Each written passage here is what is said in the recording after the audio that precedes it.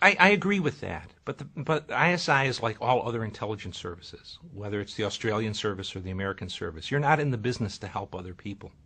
You're in the business of intelligence to protect your own country and support your own government. The idea that ISI is a rogue organization is popular, and even the Pakistanis promote it. But having worked with them for the better part of 20 years, they're a very disciplined, very able intelligence service. As I said, Pakistan doesn't leave the area when we do. They have to stay there and try to stabilize things in their own country.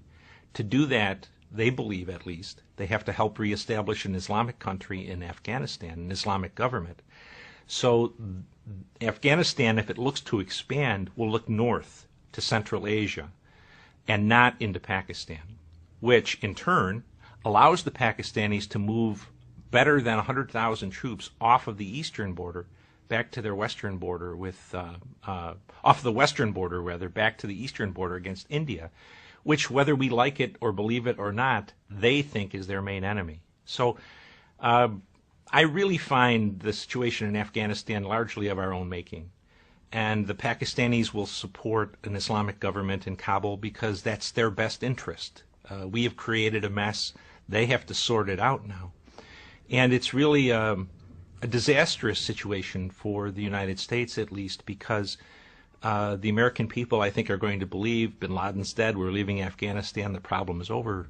But if you look at it objectively, Al-Qaeda is now has 6 different operational platforms, where at 2001 it only had 1. And so we're much worse off.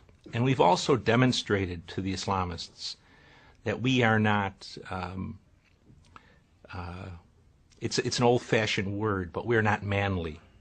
But the enemy loses hundreds a week, and we, a country, a superpower of 300 million people, cannot tolerate the loss of 160 people a year.